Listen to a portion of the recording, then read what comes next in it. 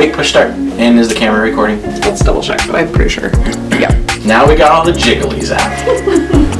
Jigglies and the wigglies.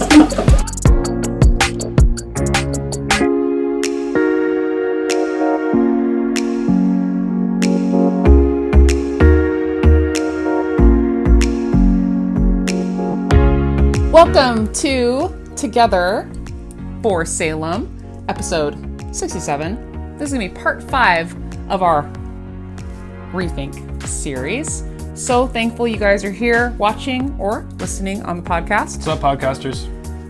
We just have a couple of quick things to say before we pass it over to our friend John, who's going to talk about part 5. We are glad you're watching or listening. Please let us know you're watching or listening. Fill out that welcome form. It's an easy way to say hello.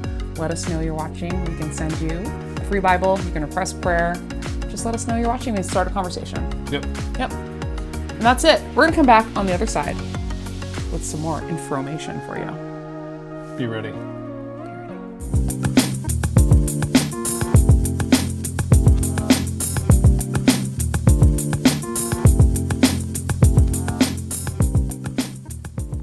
So I'm going to tell you something you already know.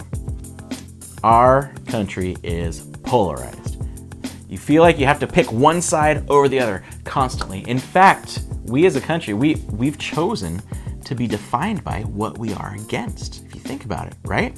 Well, I'm against this cause, or I'm against this happening in society, so now this is my camp. Or I'm against this, so now I'm against you. And oh, you're against that, so you're against me, right?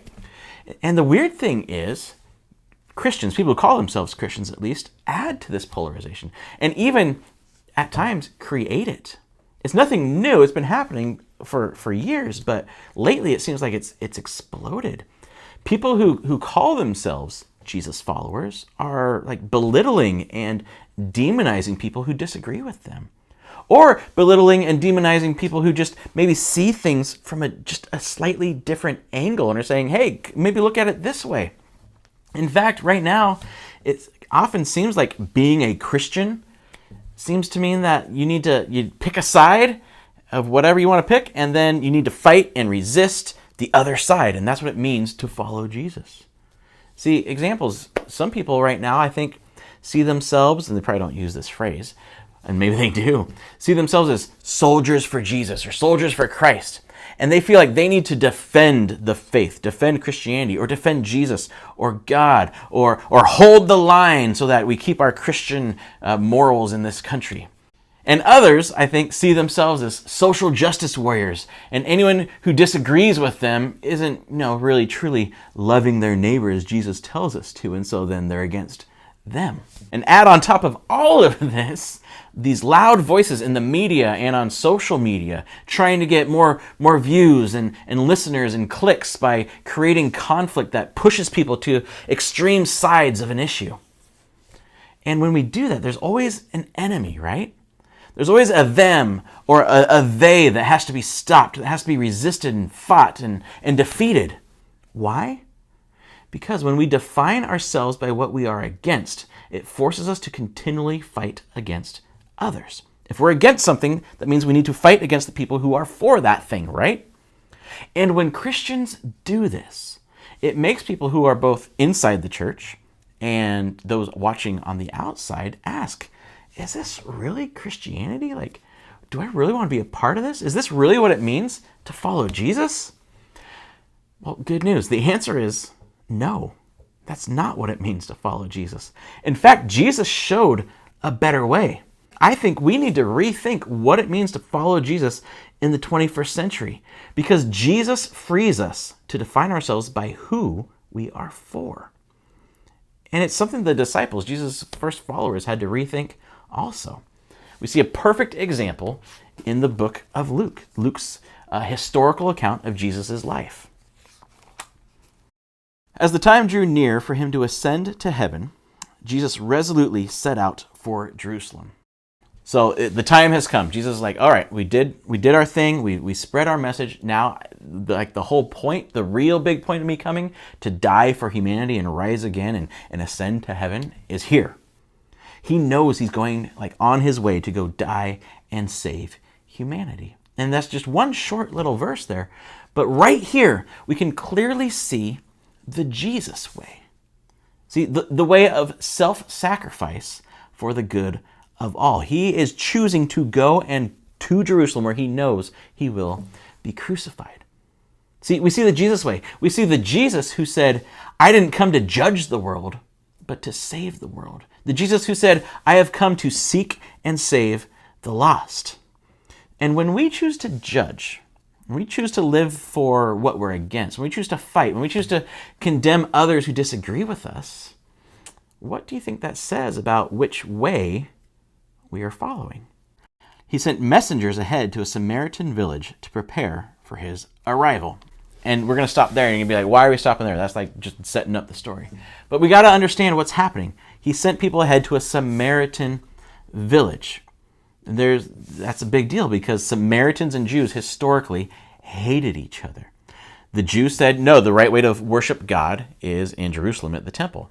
And the Samaritans said, no, it's on our mountain where we worship God. This is the right way to worship God. And there was like racial animosity between them. The Jews had actually destroyed the Samaritans' temple at one point, and the Samaritans would attack Jewish pilgrims on their way to Jerusalem. See, when we define ourselves by what we are against, we define others as either allies or enemies. And what happens is most others become enemies. People from other places, other backgrounds, with other beliefs, with other customs become enemies. They become other. In fact, that's kind of the definition of prejudice, isn't it? Being against someone before even knowing a single thing about them. And that's what the Jews and the Samaritans had against each other. They were prejudiced against each other. And so Jesus is trying to go to this village and stay there on his way to Jerusalem. But the people of the village did not welcome Jesus because he was on his way to Jerusalem. Racism. Jesus is facing racism and opposition to the most important mission of his life. Like the whole reason he came is to go to Jerusalem and be killed and sacrificed and rise again for us. And so think about it. Jesus knows where he's going. He's facing this racism, this opposition. How would you respond if you were Jesus? He is like on his way to die for these people. And they're like, no, you can't stay here. And think about this. How would you respond if you were one of Jesus' followers at the time? When James and John saw this, they said to Jesus, Lord, should we call down fire from heaven to burn them up? That escalated quickly. Should we send fire from heaven to burn them to a crisp? But think about it. They kind of have every right to be angry, at least, don't they? Like these prejudiced racists refuse to believe who Jesus is. They're actively, purposely resisting Jesus' mission. I mean, they're probably thinking like, do you know who this is? This is the Messiah. This is the chosen one. This is the anointed one. This is God's man. How dare you, you filthy Samaritans? And so they're like, Jesus, let's show them. Let's show them how much power you actually have.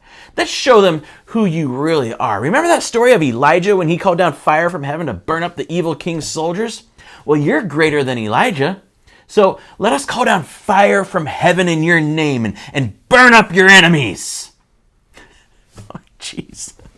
But let's just pause for a second. Look at the faith here of James and John, right? They're totally violent and crazy, but look at the faith of James and John. They wholeheartedly believe if Jesus just gives the permission, then they themselves can call down fire from heaven to burn people up. You see, in their minds, they're defending Jesus. They're standing up for Jesus. They're showing great faith. Jesus, we believe you can have us do this. Does that kind of sound familiar? This idea that we need to stand up for Jesus because we have great faith? See, we think the same way often. Many people in the last year or so, or 2 years, have used this idea of, well, Jesus flipped over tables in the temple, if you know that story. Jesus flipped over tables. They use that to say that, we, as Jesus followers, should angrily and antagonistically fight those who disagree with us. That, you know what? Well, we have the truth, and the truth isn't always nice, is it? Or, we have to stand against what society is doing. And if you don't actually have faith. In fact, Sorry, but you've given into fear and you care what people think over what God thinks. Or maybe this is more your cup of tea. You ever catch yourself celebrating when someone on the other side, whether it's political or social or whatever, when they fail, or when they slip, or when they say something that could just slightly be taken the wrong way, and you push it and you say, well, I can't believe they said that or did that. In fact, I've seen this a lot with Christians when they say, Jesus, come back quickly, when something bad's going on in the world, right? And yes, we want Jesus to come back. He promised he would, and he would promise he would come and make everything right, and that he would end suffering and death. But often, the connotation to saying, Jesus, come quickly, means, for many, Jesus, come back and show everyone that I'm right, and so that those who disagree with me will burn. A lot like James and John. See, when we define ourselves by what we are against, we respond to enemies with judgment, not mercy. And then we expect Jesus to do the same. But he doesn't, because Jesus brought something completely different, completely better, something more powerful. Jesus brought a new way. But Jesus turned and rebuked them, like yelled at them, how dare you? Jesus turned and rebuked them. So they went on to another village. He rebuked them. Why? Like, we think, yeah, okay, the fire thing, that's a little extreme, but why is he like angry at his followers? Like Jesus, James and John are thinking, we are standing up for what we believe in, and that's you. We're standing up for you, Jesus. But they didn't understand the most important thing about following Jesus. In fact, Jesus tells us the most important thing about following him. This is my commandment. Fight for me when people disagree with you. Defend me at all costs. It doesn't matter. The ends justify the means. Fight for what you believe. Oh, sorry. He doesn't say that. He says, this is my commandment, not an option. Love each other in the same way I have loved you. Think about this. Jesus, who we believe is God, Jesus had all authority in the universe. He has the right to do whatever he wants in this situation that we're reading about. And these little racist peasants are trying to stop him on his way to die for them. But he chooses to walk away and die for them anyway. Jesus didn't need James and John to stand up for him. He could have said the word and all these people would have dropped dead and he could have slept in their houses and ate their food if he wanted to. James and John didn't have to fight. They didn't have to fight. They could trust that Jesus knew what he was doing. They could trust that Jesus' way was better. They were free to not have to retaliate, to not have to fight. They were free to just follow him, to move on and continue with the mission. Jesus followers, listen, we don't have to fight for Jesus. We don't have to make a stand for Jesus. We don't have to hold the line, and we don't have to defend the faith, because Jesus can handle himself. And usually, as we saw in the last episode, he has a different, a better purpose than our agenda. When we face disagreements, when we face opposition, we don't have to fight. We can trust that he has it covered. He has us covered. And he knows what he's doing, and he can handle it. And so we're free to focus on following him. We're free to move on. We're free to continue the mission he has for us of inviting our neighbors to discover, enjoy, and share the life Jesus offers together. We are free to love one another, including our enemies. Which brings a whole bunch of, yeah, but John. And so I want to answer 3 of those. But John, we need to make a stand and show our faith, right? Listen, love is greater than faith. If I could speak all the languages of earth and of angels but didn't love others, I would only be a noisy gong or a clanging cymbal. If I had the gift of prophecy, and if I understood all of God's secret plans and possessed all knowledge, if I had such faith that I could move mountains or bring fire down from heaven, but didn't love others, I would be nothing. If I gave everything I have to the poor and even sacrificed my body, I could boast about it. But if I didn't love others, I would have gained nothing. 3 things will last forever: faith, hope, and love. And the greatest of these is love. How about another one? But John, what about Jesus flipping tables, right? In the temple, he was angry and he said, "Get these out of my Father's house," and he flips the tables over. Like, aren't we, as Jesus followers, isn't the point to kind of become like Jesus? Aren't we supposed to show righteous anger when we see wrong things? Well, let me ask you this.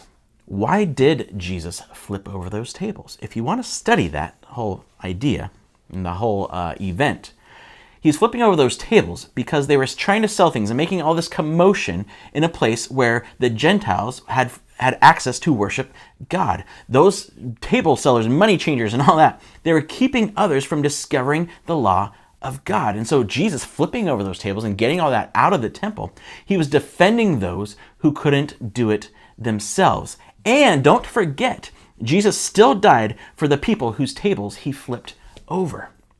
And so here's a good rule when it comes to flipping tables. You can flip over any table you want, as long as you're the Son of God. Otherwise, I would recommend taking table flipping slowly, prayerfully, and lovingly. Listen, if you are more excited about showing righteous anger than merciful love, you're not righteous. You're just angry. But what about the evil we see in society? That's a good question. What about evil like what we saw in this passage? What about racism? Racism is stupid. Racism is evil and is a blight on the human condition that has been there for all of history. And one of the beauties of Christianity is the promise that Jesus will come back and end racism forever. And I gotta be honest. Look at me. I often do feel very unqualified to speak to race issues. And in fact, in some ways, I am. I'm not qualified to speak to the causes of racism in our society and political solutions. And of course, I'm an American. I have my own opinions about all these things. But it is not my place to tell you what the country should do when it comes to racism. But I do feel like I can speak to what a Jesus follower should personally do when experiencing injustice. So think about this. When we look at Jesus, because that's who we're following, what was Jesus' response when he was confronted with racism? He didn't burn them, did he? No, he gave himself to die for them. So how do we confront racism, including the judgment, the anger, and the hatred that it brings with it? First, we need to listen. We need to listen to people who are saying there's a problem. We need to listen to those who are experiencing life in a different way than we are. It's good to have education and awareness of what is going on in our world. And second, a Jesus follower, no matter if it's racism or whatever it is, needs to speak for those who can't speak for themselves. And so we need to protect those who aren't in a place to protect themselves. But third, when injustice, whether it's racism or not, is aimed at us, our answer, our response as a Jesus follower needs to be love. And I know that's easy to say, especially for someone like me. But reconciliation is greater than retribution. And that might seem too simplistic, I know. But sometimes the most powerful tools are the simplest. See, forgiving and loving your enemies is not some unattainable ideal that Jesus said to forgive and love our enemies. You'll never actually be able to do it, but here's a good plan. No. In fact, loving our enemies, forgiving our enemies is one of the main defining marks of a Jesus follower. See, Jesus frees us and empowers us to genuinely forgive and love our enemy. But you can only love them if you forgive them. See, you can't love someone you are holding bitterness toward. So how do we forgive? I think the same way Jesus did when he's being nailed to the cross. We say, Father, forgive them. They do not know what they are doing. See, Jesus was able to see the blindness and the deception that blinded people's hearts to the love of God. See, those who carry hatred toward others still are of this world. They still think in worldly ways. They can't see, they can't understand the love of God, no matter what religion they say they follow. Forgive them, and you will move from anger to compassion, from retaliation to mercy. In fact, just recently, Bernice King, Dr. Bernice King, the youngest daughter of Martin Luther King Jr., tweeted this: "I struggled with hate and bitterness for many years. I mean, my father was assassinated. My paternal grandmother was assassinated. My uncle died mysteriously. But I had to get well, or I would have been consumed. I'm grateful that I learned that love makes justice happen." This forgiveness, this loving our enemies, is not something that happens overnight. It's something that takes practice. It takes work. So how do we do it? Well, I would say, first, start by reading Luke 6:27 through 36. "But to you who are willing to listen," are you willing to listen? "I say, love your enemies. Do good to those who hate you. Bless those who curse you. Pray for those who hurt you. If someone slaps you on one cheek, offer the other cheek also. If someone demands your coat, offer your shirt also. Give to anyone who asks. And when things are taken away from you, don't try to get them back. Do to others as you would like them to do to you. If you love only those who love you, why should you get credit for that? Even sinners love those who love them. If you do good only to those who do good to you, why should you get credit? Even sinners do that much. And if you lend money only to those who can repay you, why should you get credit? Even sinners will lend to other sinners for a full return. Love your enemies. Do good to them. Lend to them without expecting to be repaid. Then your reward from heaven will be very great, and you will truly be acting as children of the Most High. For he is kind to those who are unthankful and wicked. You must be compassionate, just as your Father is compassionate." Read that.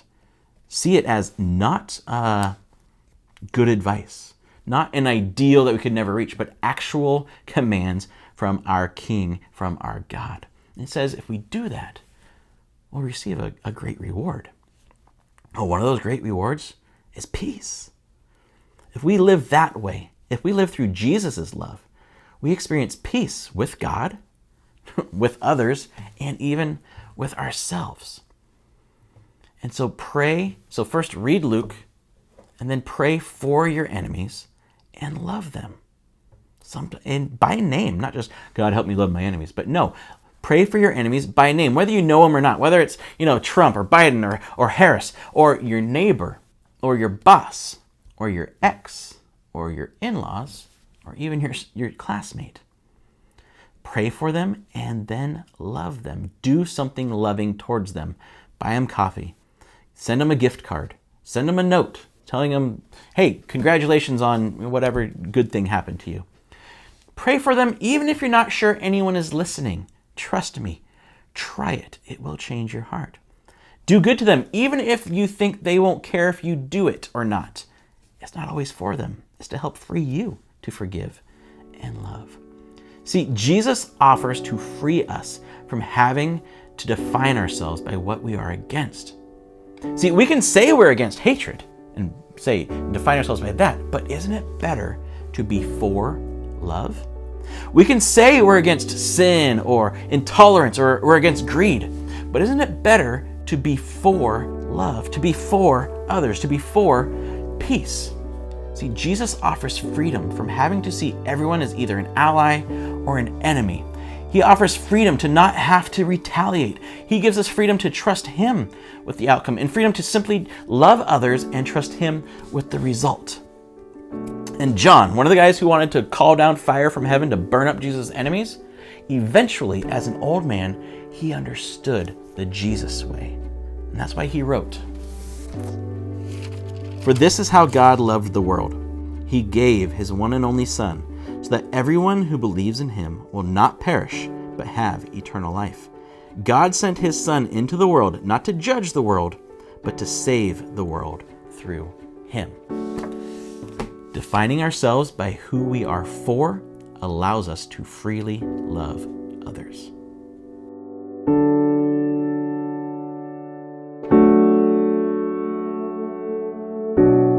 Thanks, John. Keeping in mind who we are for as we rethink things. It's always a good thing. Yeah, being defined by that. Definition. And not what we're against. Right. Yeah. How do you feel about Korean food? Love it. Are you Especially if it's by Bim Bap House. Yeah, happy by them. Well, I'm happy when I go and eat there. Well, yeah, that's probably why it's in the title. Great. But you'd say you're for that. Definitely for You know who else is a gonna be? million times. You know who else is gonna be for that place this week? Brit. Stephanie T. Wow. You're our rando winner. Stephanie T. Aaron picked a number and he picked yours. So Rando congrats. Thanks for entering, everyone who played the game on social media. We promoted or whatever. Happy by Bim Bap House. So that's a mouthful. Glad to support them. Go check it out.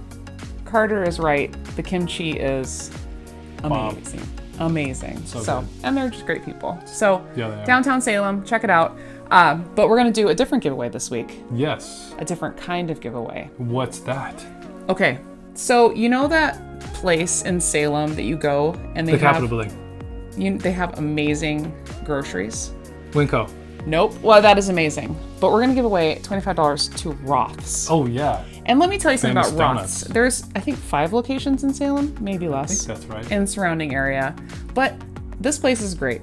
And I have heard through the grapevine, there's actually a YouTube video out there on it. Oh, really? That they have the best hamburgers in yeah. Salem. So we're going to give away $25 to Roth's. You don't have to buy a hamburger. No. You can buy wine or Cosmic Crisp apples or something. Whatever you want. Local, seafood, fresh. Or Raisin Bran. But we're going to give away $25 to Roth's. And they've been around for a long time. Yes, they Orville have. started the business and they're still running. So check out Roth's groceries. But we're going to give away $25 to Roth's. So We're having another party. we are. We are. We're going to be gathering at Minto Brown Island Park. Yes. And the cool thing is we're actually going to do baptisms. So if you're interested in getting baptized, this could be the right time for you. July 25th could be your baptism reborn birthday Right. Celebration. It's kind of a good day to do it. So we have information on the website about what baptisms are and what they mean, or linked in the show notes. But we want to let you know just a quick rundown of what it's going to be like. We arrive, park at number 3, parking lot number 3. It's the farthest one. We'll have a map. We're going to meet at the shelter right there. We're going to sing a few songs. We're going to have a picnic. So people bring your chairs, bring your food that you want to eat with the people that you came along with, and we're just going to picnic together, chat, hanging out, and then after a little bit of eating, we're going to walk down to the river and we're going to celebrate and do some baptisms. So it's going to be super cool, super laid back.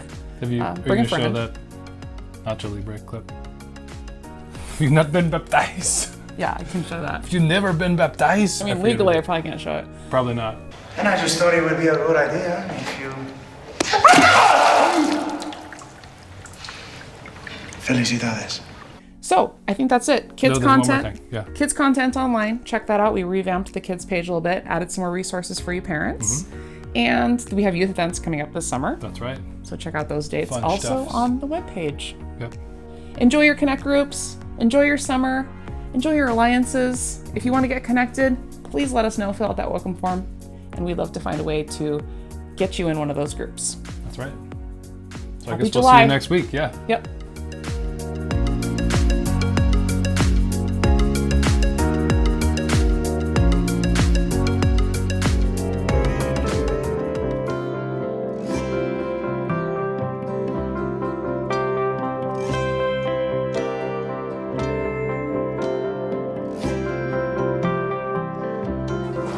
So baptism is a very cool thing. It doesn't give you salvation. It doesn't make you go to heaven. Any of that. It's basically a public declaration that Lauren has decided to follow Jesus. That Jesus is her king. And the symbolism of baptism, I mean, it goes all the way back to, its Jewish roots. But the symbolism for us, the church, is that when the person goes under the water, they're dead to themselves. They're dead to their sinful nature. And when they come up, they're a new person. They're new in Christ. They're a new creation. Baptism doesn't do that. The Holy Spirit's already done that. This is a symbol of that and a public declaration that that's what's happened to you.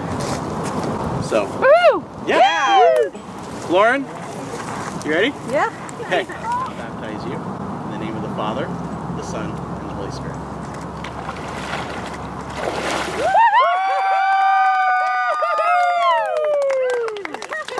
Yeah, Lauren.